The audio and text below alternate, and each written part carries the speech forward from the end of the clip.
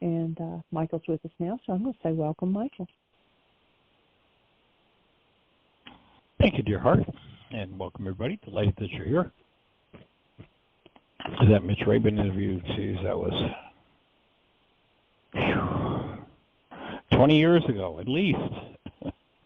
Time flies. I was in New York City speaking at the Kravitz Center.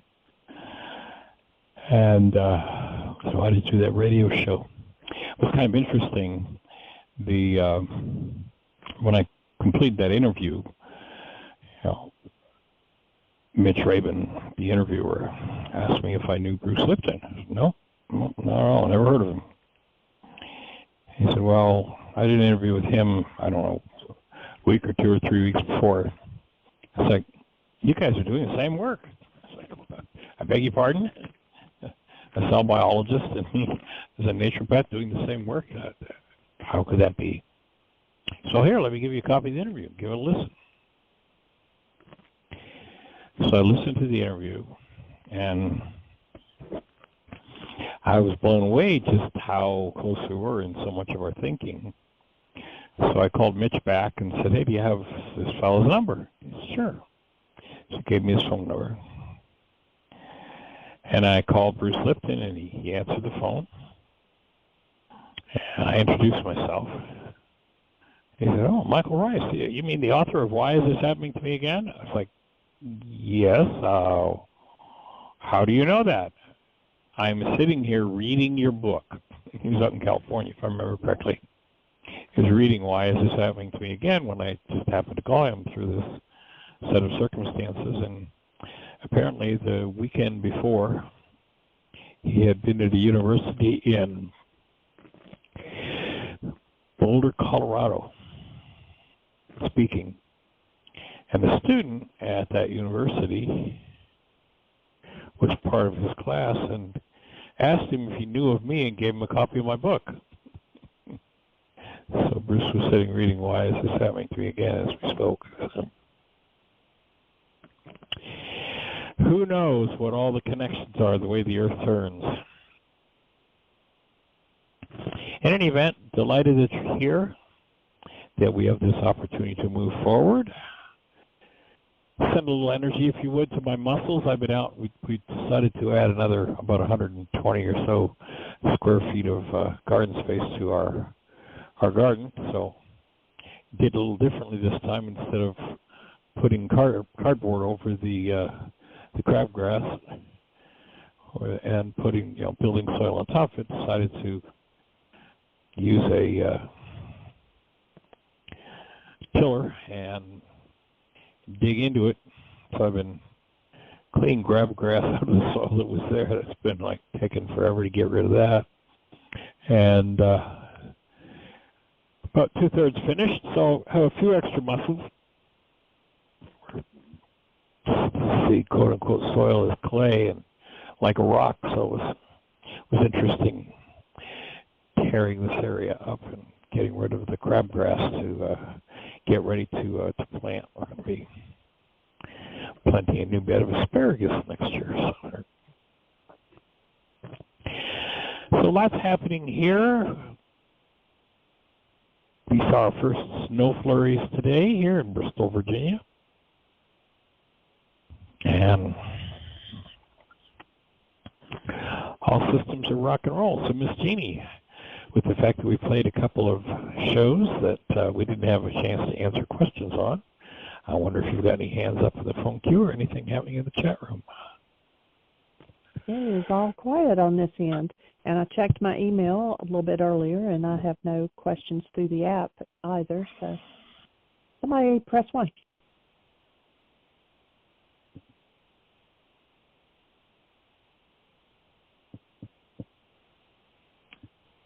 So if you're out there in listener land, you listen to either of those shows or any one of those 3 shows we played recently. Anybody have any questions to ask? Anything to bring into the conversation?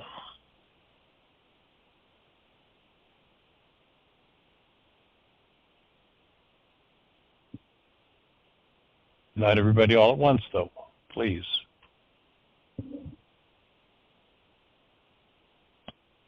And don't wait till we're down to 5 minutes to get your whole conversation in either.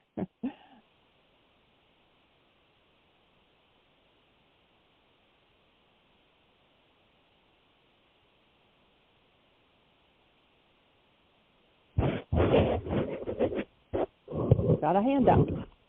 So, area code Well, let's say 610. hello. Miss Susan, hi. Hi. Welcome back, Jean. Welcome, young lady. How are you? Hi. Basically fine.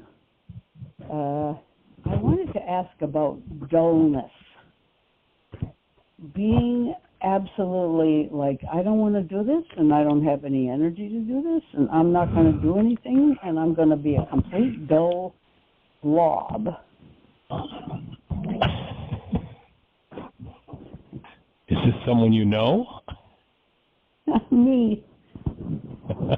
Was that?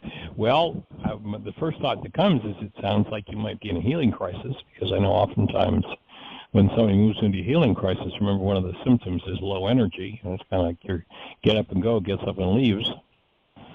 And that can be a good place to just lay down, breathe, and be with yourself and see what's moving, because I know you're normally highly energetic.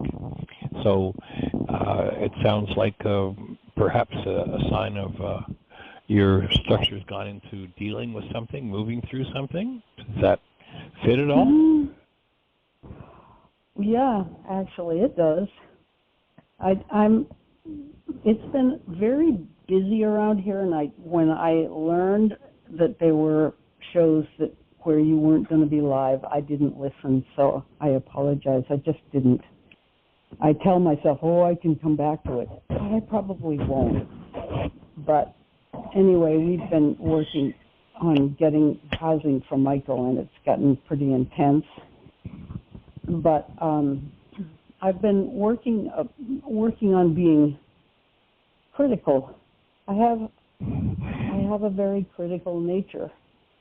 I guess everybody does. I mean, Dr. Tim was saying it's not a welcome thing if I find out I'm challenged. I don't really love it. And I started a worksheet. There's a person that I am easily triggered by. Put down the name, got to the point where it says, I willingly let go of my feelings. And I thought, I'm not going to get rid of them. It's just, I got stuck right there, and I made myself go through the worksheet, but it ended up being a worksheet where I said I have to do more worksheets. Remember to breathe when this person comes into my my zone of, into where I am. And the pictures I drew, this is the teen and adult worksheet, because I have a pile of different kinds. I just taped the top one and did it, and it was the most fun part was to draw a cartoon of me as if I'm putting my finger down my throat and trying to throw up. Ouch. So anyway, the whole first hour was Dr. Tim addressing the exact issue, and in our support group we were talking about that issue as well as several other really interesting things. But I just feel very stuck, and I don't feel like doing much about it. Basically in a low-grade crab mode.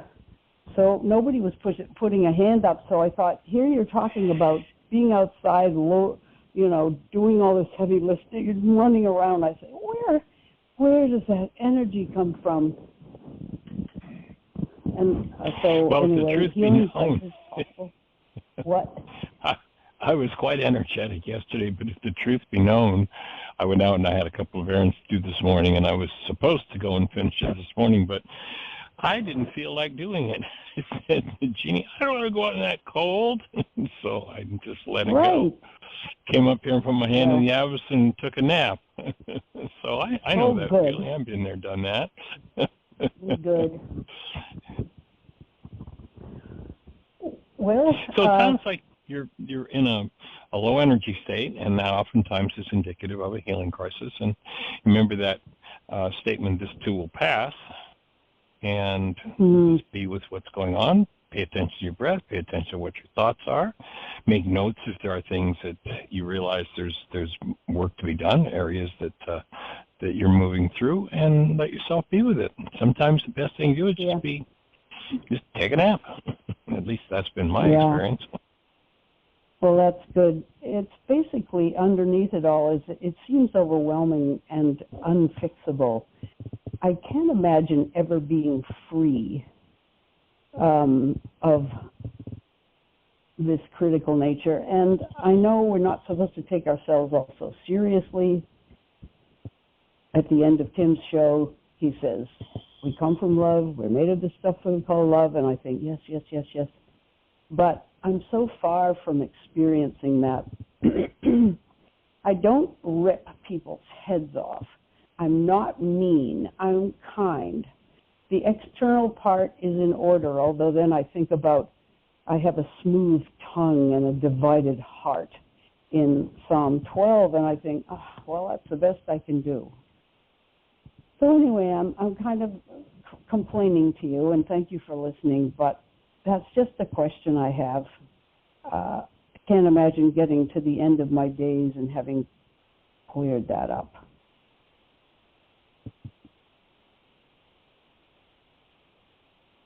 So how about a mind shifter? Okay. And the mind shifter I suggest going for is safe and healing. Mm-hmm. And I enjoy. No, I don't, Michael. I can tell you already. Go ahead. Okay, that's the first thing goes on the other side. My critical nature. I love. Okay, say again. Safe and healing, and I love, or I enjoy and it. Enjoy my critical nature. Mm-hmm. And let yourself be with that and see what. Go ahead. I do enjoy it. I want to keep it. Well, then, no wonder you're not getting rid of it. Right. You know, we all get to choose.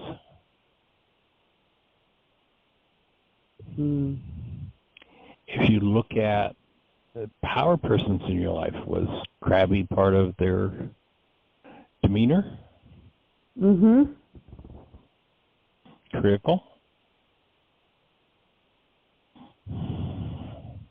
Then it sounds like you came by it honestly. And perhaps some worksheets then on your power person being crabby with you might give you some insight into what's at the root of this dynamic in your life.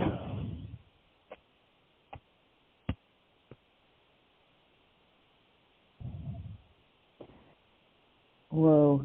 Okay. My mother used to laugh and compliment me when I was feisty.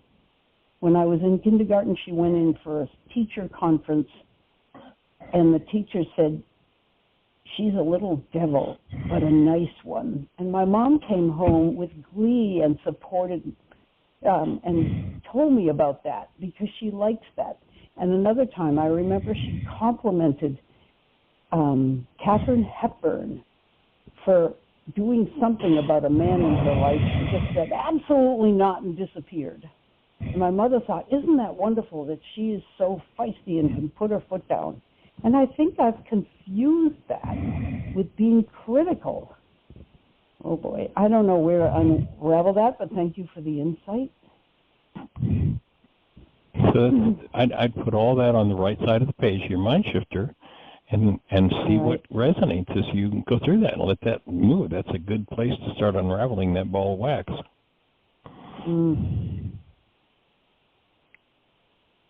Okay, thanks.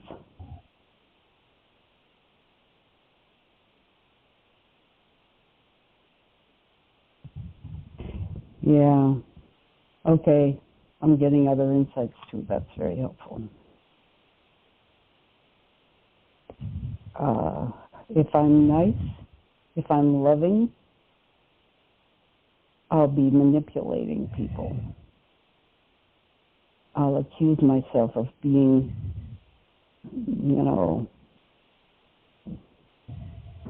sucking up to people. What a horrible term that is. Yeah, okay. Got some work to do. All right, thank you. So the other question I would ask is, can you think of times where there were people that were nice and you perceived them or caught them being two-faced? Oh, yeah.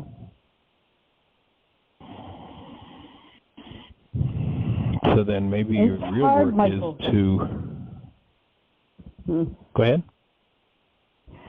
It's tricky. You think you're perceiving two-facedness, but we're told that these are our projections and our perceptions, which are in error. So then you think, well, what do I do with that? If there's hostility or fear attached. You mean I can pick up on it? Oh, that's so interesting.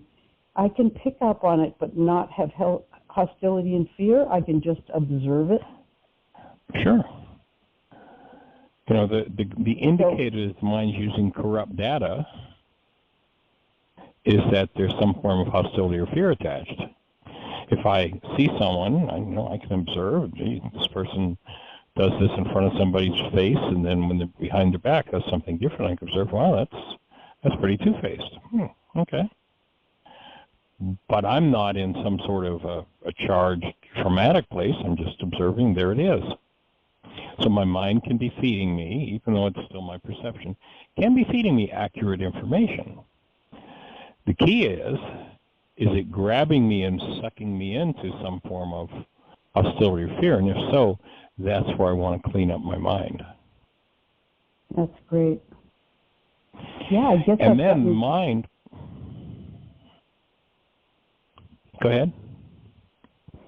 I've gotten confused about having a perception that's not very flattering and blaming myself because it is false. There are things that go on in the world that aren't very flattering, that aren't very nice, for sure. Yeah. The key is whether I've got work to do is, am I in a disturbed state? Okay. Or can I look at the person who's playing that two-faced game and just be the space of love and maybe have a conversation, maybe hold them accountable if it's something that's toward me, rather than being in a state of emotional disturbance and upset. Wow, that's helpful, because I've always thought, oh no, I'm in error because I'm thinking I see this. I'm not seeing this. This is part of what I do. This is me. I'm two-faced. I've gotten a couple of things mixed up. That's good. You're helping me sort them out. I already feel like there are people in the world that aren't very nice sometimes. That's the fact of it. Yeah, and funny, there's a certain person who's very much in the news all the time right now, and I watch all that stuff, and I'm not triggered, but I am noticing it. Okay. I have enough energy to sit up now. Yeah, and perhaps you can observe that person, and doing so from a space of connected love, even send compassion. I can think of a couple of people in the news right now that are having all kinds of difficulty, and I don't agree with anything they're doing. In fact, I think some of it is quite tragic in its impact in the world, and I can really, truly, even though I see their behavior is destructive, I can hold a space of compassion and extend love toward them, holding the space, hoping that they'll heal, because the trauma that they are going through on a personal level is just beyond comprehension. At least that's how I would see it. That would be if I were in that situation, I'd be going through so much trauma. So for me, I can hold a space of compassion. I can observe it and go, wow. I mean, if I had a choice, if I were, quote unquote, the judge, that person would be in prison in a heartbeat, because of the danger they are to society, for the protection of our society. That person would be in prison. It's not my job to put them there, but I can stand as a space of compassion, recognizing the pain they must be in, the trauma they must be in, and even as destructive as the behavior is, support them. So that'd be my offering. An aside, but this is a question connected. I'm not sure that person is feeling the pain. I think the illness there is so extreme that they're not in pain. We might be in pain watching. You're imagining that that person has your makeup, your conscience, your heart. I don't think that person does, but that's probably a judgment. I can't know, but there's no evidence, none, that that person, you're not like that person enough to ever do what that person's doing.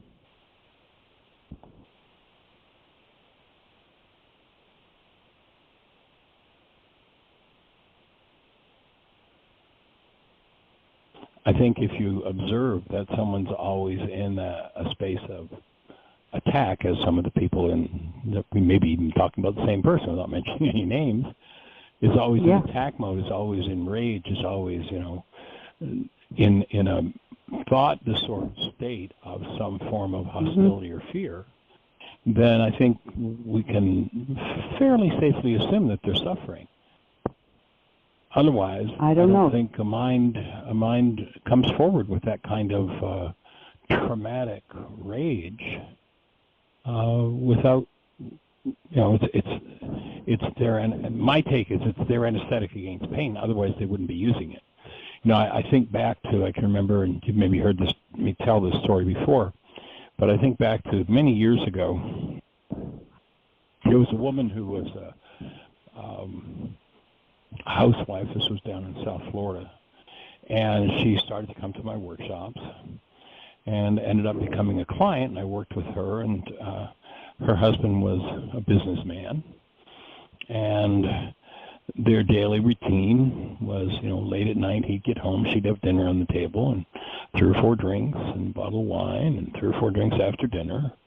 Wasn't an alcoholic, but that was her 7-day-a-week routine, according to her, as she started to unfold and do her work, and she decided to stop using alcohol. And over a period of several years, she was around to work and continued to do the work, and she shared with me in a private session, this is after she had decided that she was just going to quit using alcohol. That's all. She just decided it wasn't a good thing, even though she said she was an alcoholic. And it was a period of about 5 years that she did not touch alcohol. And in a private session one day, she shared that, having not used alcohol, she was at a party and someone offered her a drink of hard liquor, and she accepted it and started to drink it. And I say started because what she said was that literally the alcohol no more than got past her lips, touched her tongue and the inside of her mouth, and she felt a sensation that she described as, it was like razor blades in my kidneys. Wow. So she, having worked through what my take, my understanding of that would be, having worked through what she was using alcohol to anesthetize the pain, now, 5 years later, having freed herself of that pain, she got to experience what the toxic effect was of this poison called alcohol on her system. Yeah. And immediately recoiled from it. My take is hostility is the same. It's no different at all. And if we weren't using it to anesthetize pain, we'd feel what it was doing to our structure, which I would offer that hostility is probably a quantum leap more toxic and assaulting to the tissue structure than alcohol is.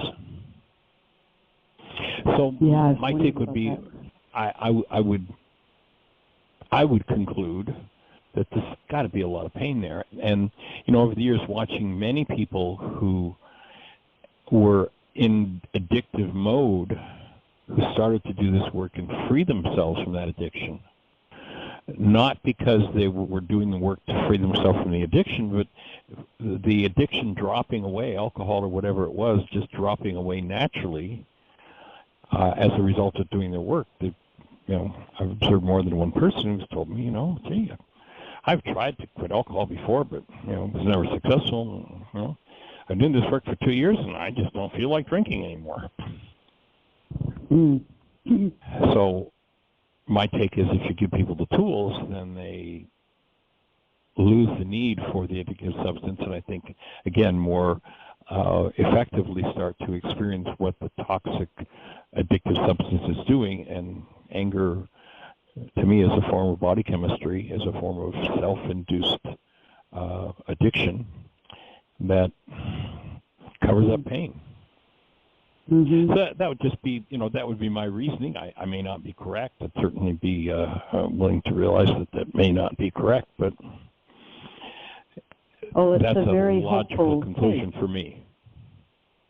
That is a very hopeful and kind take on this particular person, because it is allowing that there's a human being left in there. And talk about judgment, I have figured there isn't anymore. I mean, that's part of my being critical, I guess. Pain is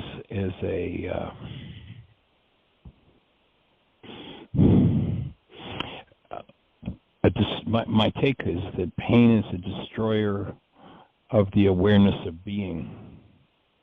I was watching a video this morning. I was actually writing on a topic, which when I get it complete, I'll send you a copy. But there's a particular group of people in this culture who are, to me, part of the hostility and fear-based process that's accumulating power to destroy anything it can't control. And one of the, actually just found a new video this morning. I was aware of it previously, but found a new video with a new explanation. And it's more widespread than I understood, and it's slightly different than I understood it to be. And that was that there's a training method that's used in some religious circles in this country where an infant as young as 6 months of age is put on a blanket. It's called blanket training. Is put on a blanket, and if they do anything, and this is from 6 months, do anything to move off of that blanket, then they're immediately hit. And they put a toy off the edge of the blanket, which, you know, the child kind of follows and goes for, something shiny, you know, something attractive. And they're hit, and they're hit, and they're hit, and they're hit, and they're hit, and they're hit, and they're hit until they stop trying to get off the blanket, that they live in such fear of motion that they just obey. And that's a form of training that's, sadly, is more widespread than I had understood. And it's done in some religious circles. Well, there's a documentary on Amazon that you can watch. We've actually talked about it before. And the documentary is called Happy, Shiny People. And a popular religious television network actually featured a family this is part of their training. I originally thought that it had originated with them, but this video that I happened to come across this morning, I was doing some research on this topic, was saying, no, it's actually based in some work of another group of people, and, you know, somebody who's written a book on, you know, this is how you teach children. And that kind of tension, that kind of pain in someone's form and in someone's physiology, my take is it knocks out awareness of the still small voice, the voice that is integrity, the voice that is being, the voice for the active presence of love, and another voice takes over that this is all being done for love. And when we have generations and generations of the kind of abuse that would even imagine a child of 6 months being worthy or deserving of being hit just for, rolling over and crawling off of a blanket. That, it to me speaks of how much backwoods abuse, how much generational abuse has been instilled in people. There was another film that we've talked about, and Gene and I watched it again recently, called I Can Only Imagine. Beautiful, powerful song written by a young man who was just horribly abused by his father. And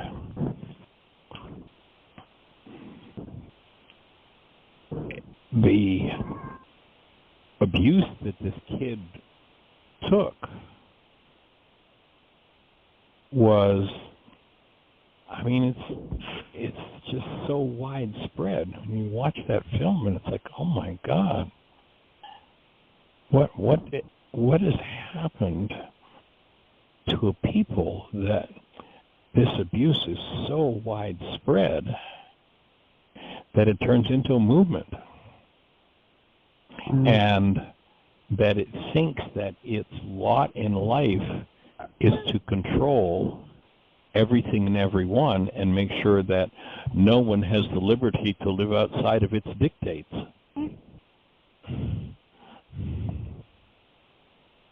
And it's widespread in this country. Is it? I think that's what we're seeing rise up.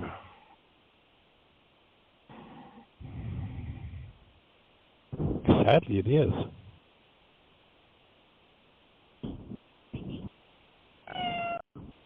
That was my cat. Well, I don't know what to say. Well, there's not much to say, I don't think, except that to hold that space and, to get to the point where there can be a mind energy breakthrough that frees people who are bound to this multi-generational inflicting of pain. And, and it's interesting because oftentimes the phrase that comes along with that inflicting pain from a parental figure is, I'm only doing this because I love you. So what does the child conclude? But, someone inflicting pain on me is an indicator that they love me. So I can inflict pain on others because that'll be an indicator that I love them. And the generational insanity simply goes on. And it's rampant in our culture. Well, this is a whole discussion, but probably not for the radio show. What groups? Is this evangelical Christianity that's doing this? That's it. Well, again, watch the documentary Happy Shiny People. This family was on television, on a religious broadcasting network, and they were putting their philosophy out, and their, for years, a very popular TV show. And this is what they were doing in the back room. Blanket training. And the woman, the mother in the family, just talks about blanket training as this fun thing that she would get her kids, at 6 months of age and talk to them about how we're going to have blanket time, which means if you get off the blanket, I'm going to beat you. And this is a popular, very popular show for years. And it also, the people behind the scenes have taught tens of thousands of people across the country in this mode of thinking, and they have specifically stated that their objective was to take control of the political system of America so that it falls in line with their religious beliefs. Again, control through fear. And they call that love. It's like, at what point do we wake up and go, excuse me, if somebody said to you, I'm only beating you because I love you, this hurts me more than it hurts you. Yeah. Don't call it love. I mean, it's just, we have to call the insanity what it is, and it's insanity. Now, am I in a disturbed state about that insanity? Then I have work to do. Can I come to that state of insanity with a healing mind and the tools and the support to bring people through it? Then, we have a different set of principles happening, and probably, at least for a time period when one is, if one has been subject to something like that, and there are varying degrees of it, perhaps not as extreme as that one where you beat a kid at 6 months of age. But, if anybody's ever heard, I'm only doing this because I love you, then be aware that your mind is probably equating someone being abusive as loving you. And it's a lie. It's crazy. And that confused mind, sooner or later, is going to have to do something to clean itself up, to heal. And to me, that's a big part of this work.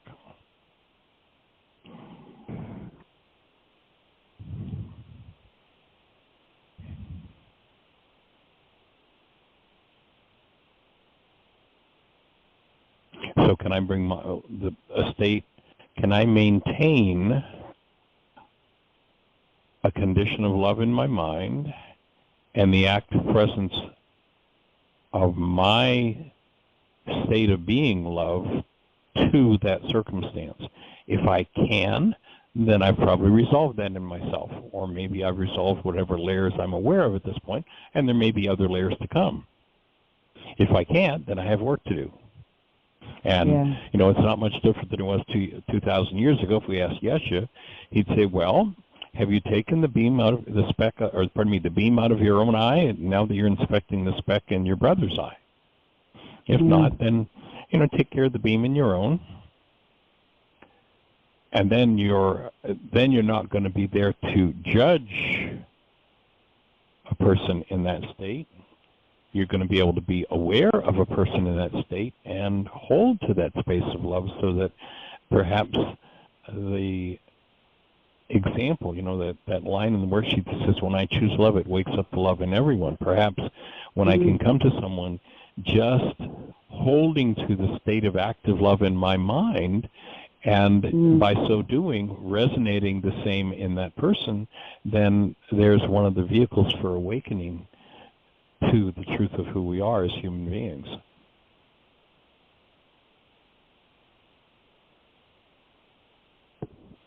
In the East, the Buddhists are working, I believe, in exactly the same arena, though those who come from that hostile, fearful mind go, oh, no, there's only one and it's mine.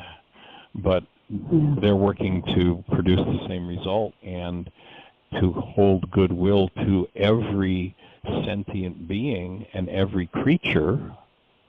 So they're working to clean themselves up and to arrive, rather than as a state of love, which is one aspect of being, to arrive as compassion, which I think is simply another reflection, another side of the coin of that state we call being.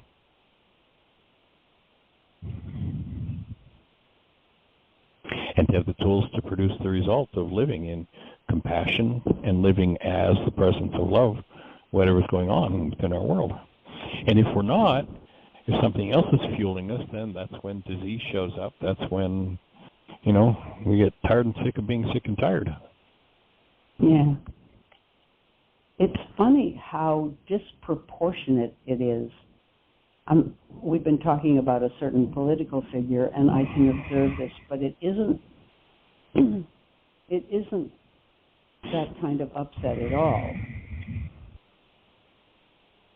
But there can be one human being in my life, in my proximity, and my reaction is extreme, and this person isn't doing anything like what that person is doing. So isn't it nice that resonance has delivered someone that can show you that deeper part of you that you're otherwise probably pretty good at keeping hidden from yourself? This is true. So and the I gift, don't like it. Right. Didn't say you had to like it. You just got to realize if it takes you out of love, that's your work to do. No, it sure is. And purpose of life, again, you kick us right in the limitation. What are we holding on to that prevents us from experiencing ourselves as the created essence of love that we are? And my take is that life's purpose is that, and it's relentless, and it's going to keep showing us what needs to be healed until we decide to say, okay, I'm going to go to work on that one. Free ourselves. Well,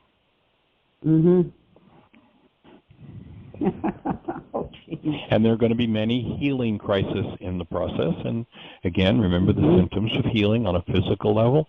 It's any kind of physical symptom you've ever had and low energy. On a mental level, it's any kind of negative thought you've ever had in confusion. On an emotional level, it's any kind of negative feeling you've ever had in depression. That's what healing looks like. Okay. So congratulations for your willingness. Oh, well, I'm not willing. I'm not. That's the thing. Well, I haven't been anyway. Yeah, I understand. I see what you're saying. I do understand it. It seems uncorrectable. Seems absolutely like I've hit bedrock. That's it. There's no hope in this particular department. I can work around it and I can fake it, but it's going to just sit there. Oh, you know what? Right now. What? You know what? We've got an app for that. And in it, there's this thing called a worksheet. We've even got a book you can read about that, and it's called Why Is This Happening to Me Again? Yep, I know about that book. Yeah. Delighted, young lady. Appreciate you. Well, that's nice. I had a cute thing happen at church because I ended up number 10 in this teen adult worksheet. I now feel like a worm, slimy and ugly. And I see that, and then what I see I won't even repeat on the radio show. But the worm thing is a fun thing. We're just going to rehearsal for a chancel opera based on Jonah. And Jonah, as you know, God appoints a worm. And God appoints the worm to eat a plant that he appointed to protect Jonah for a while from the desert sun or whatever it is.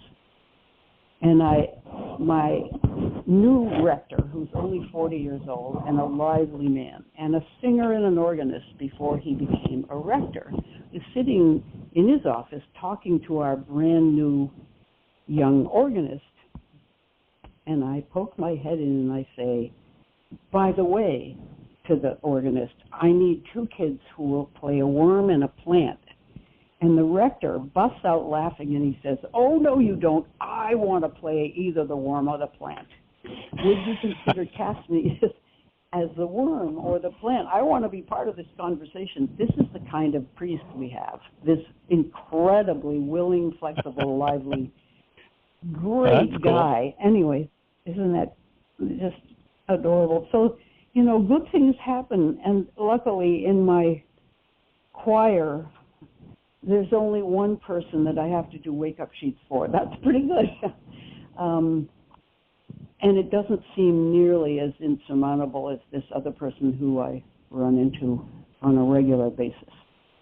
So it's good to get the encouragement. I also love that you clarified that what I perceive isn't just a projection. It may be I'm observing something that's true that's happening, but it's how I feel about it that it's the ticket of whether I need to work on it or not. I've never had that quite as clear in my mind. Yeah. What? Good. Can I bring love to it? That would be the thing that distinguishes. Can I be at this party that's got some abhorrent things going on, and can I stay present with it as active love? The answer is no at the moment, but it's a good question. Yeah. Next piece of work. Congratulations, another opportunity to learn forgiveness. Life is serving its purpose. That's why I went and to bed. Life is relentless. Yeah, it is. Relentless. Okay. All right. Well, any other thoughts for you Thank today? Thank you so much. No, that's enough. All right, we appreciate you. All right, holding the space. All right, blessings. Thanks. Take care. Bye-bye. And you have another hand. Okay, let's say hello. Yeah. 757, I believe this is Dan. Hello. Well, good morning, young man. How are you? Or good afternoon. I guess it's afternoon already, isn't it? You were on my mind this morning. I actually just about called you this morning just to see how you were doing after your still point session last week. Oh, awesome. Thank you. I'm doing well. A lot of stuff coming up and several things I wanted to mention, but things are good. The other, just a lot of things, a lot of healing going on, feels like. Nice. When was it? A couple days ago, I think I was getting real excited and feeling good about everything, and I was Terry and, just happy about stuff. And then the next day I sort of crashed, and I guess sort of a healing crisis thing, and I was irritable and I felt dizzy and disoriented, and it's like, why is this just got to keep going on forever? And I was sort of like, we're just always either in a healing crisis or working on building up to one, you know what I mean? That's what it felt like. I had a lot of the stuff that gets resonated by my relationship with Katie that you know about pretty well. It seems like I sort of clean it up, and then I'm like, oh, thank goodness I'm done with that, and then it comes back up, and I was just getting frustrated. And anyway, I remember being in this, identifying this state of healing crisis, and then going for a walk and sort of breathing through it, and it's like it flipped over to this sort of joyful vitality. I was like, wait a second, I thought I felt horrible. And on the other hand, it's like I just feel a little bit more electrified and sensitized to my life and this life energy. So that was a really cool thing, because it was like right in the middle of it, it kind of flipped into more of a feeling of health. Does that make sense? Sounds perfectly on track. Yes, it sounds like you just got through another layer. Awesome. And so it seems like, everything that I do is either, like I said, I'm either building up the vitality that will get me to another crisis point, or I'm in the crisis point. So. And then you get a moment of respite where it's just, you get to just function as a state of being, function in that state of love, and that will become more and more common as you move your work forward.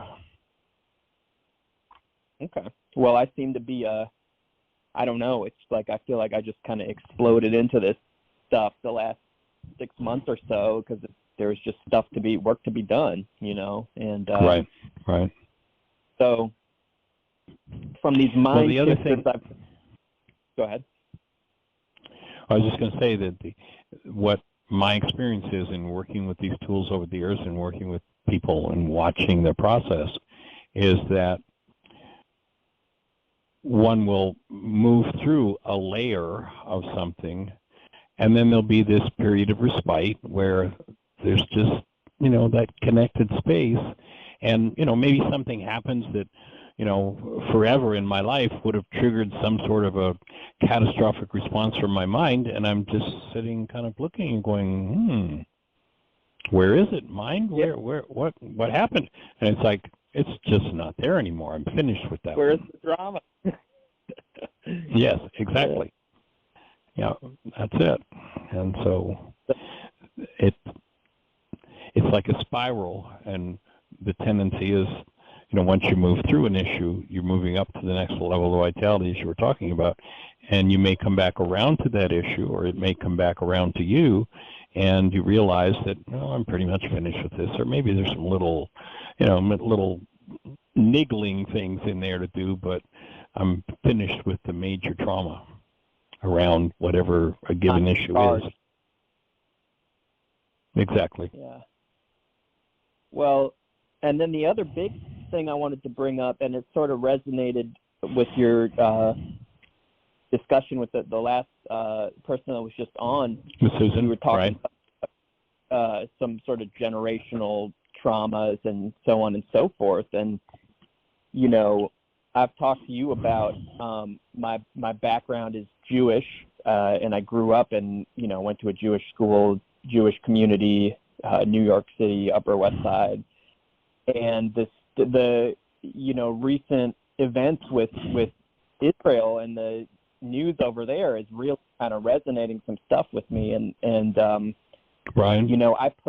I don't know, I don't think it matters what, my political orientation is, but I don't like at all what the country of Israel is doing. And it seems like, in a way, they are like creating the destructive realities that they say that they're scared of or whatever. You know what I mean? It's like I feel like I'm watching a generational trauma being passed on.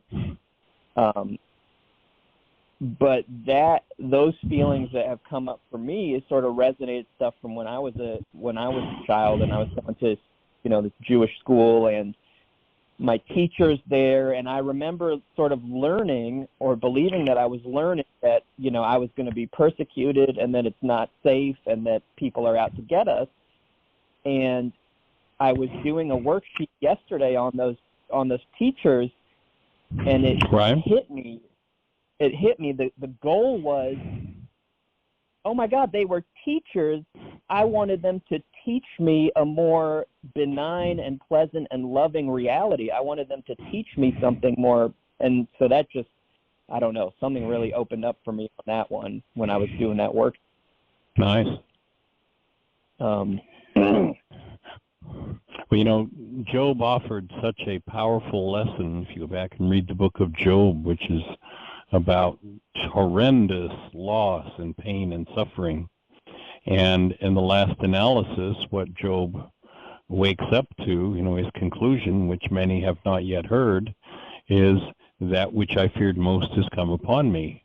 And as long as the example that you're using of there's going to be persecution, as long as each generation is taught, well, this is what you're going to get, so you better be careful and you better fear it and protect yourself, then unconsciously the energy that one has been brainwashed as a creator to create is persecution.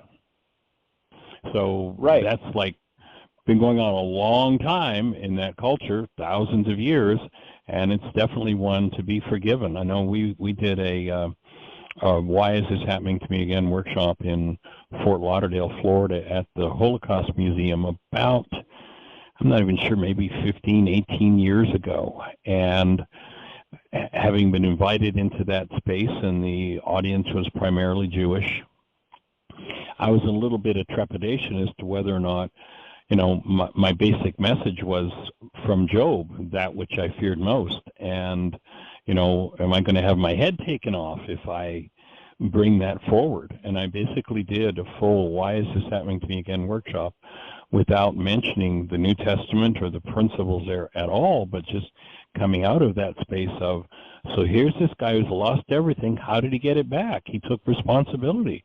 He stopped playing the blame game and went, oh, I used the amplifier of fear to bring this about, so what do I need to do? I need to clean up my fear.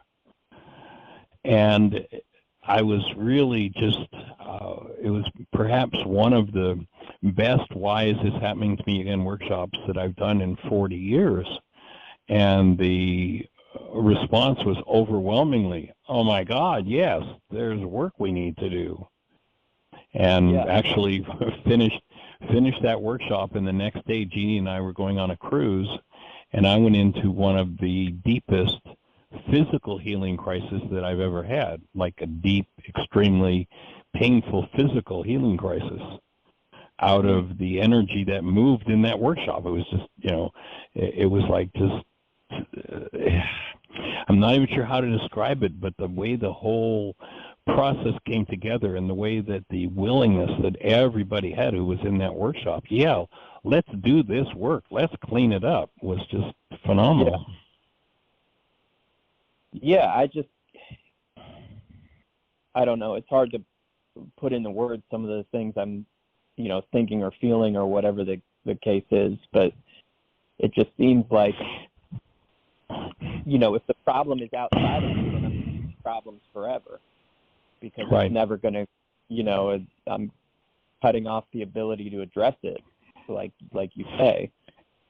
Right. And when you're dealing with generational thought disorders, that's how it's going to appear. It's going to come up like, geez, I don't even know what this is. I don't know what to do with this. I can't even exactly put my finger on it. And it sounds like you're developing the ability to put your finger on it and clean it up. So what an awesome opening to create. Sorry, what was that? Just what an awesome opening to create. Yeah, well, I've, for a really long time, I've had really mixed feelings about my being Jewish. Like, I've felt some embarrassment about it, and then some pride about it, and I think those are pretty kind of common, sort of cultural experience. But I feel like I'm starting to go into and address some of these realities in me. But like you said, a lot of times I don't know if I'm doing the work right, because I don't have a lot of like cognitive clarity a lot of the times as I'm going through this process. I just more sort of feel my way, and it's more of a physical and emotional thing. But you and me have discussed that, and it seems like that's fine. It's still on track. That's perfect. That's exactly on track. And when I realize that bringing love present in my mind means that whatever needs to move in me is going to tend to move energetically. It may well become cognitive, but it doesn't need to become a cognitive experience. It doesn't need to be, I remember this exact thing, but it sounds like you're starting to more be able to define where you got some of this and what's bubbling up, to go back and start recognizing some of the things you were taught and those kinds of thought disorders. That's awesome piece of work. Thank you. Yeah, I mean, it's, and the clarity is in and out. Like, I felt like there was a lot of clarity yesterday as I was doing that worksheet. It just kind of hit, oh my God, these are teachers. I wanted them to teach me a different reality than the one that they actually instilled, and seeing that their realities were fears of persecution and kind of hypervigilance based on trauma. Therefore, we have to be, tough and prepared and so on and so forth. But that creates, that which I feared most has, has come through. Has come upon me, exactly. And I see that exactly with, the state of Israel, which, I feel like all the military preparedness and the aggressiveness and the all of that is creating that which they do not want to have happen. And right. Well, I certainly join you in holding the space of love for resolution for everybody involved in that trauma. I know that there are many communities of Arabs and Jews that have lived together for, forever, with love and respect and care and concern for each other. And I think that this uprising of rage and hostility and destructiveness is another opportunity. And the more of us on the planet that can hold a space for its healing, I think the faster it's going to heal. So I certainly join in with you in that one. All right. All right, my friend. Well, it just said in my ear that we're ready to be finished, that the show's going to cut us off. So I'm going to just say thanks for your call and for bringing that up. And we'll invite the whole audience into that space of love that this abuse, and, you know, without needing to point fingers at it, their fault or their fault, it's like, let's just hold the space for there to be an end to it. And an end to the passing on of fear from generation to generation. Agreed. So appreciate you. All right, my friend, you have a blessed one. You too. Everybody, thank you for joining us. Have the best year yet of your eternal life. It's an awesome gift to give the world. Blessings.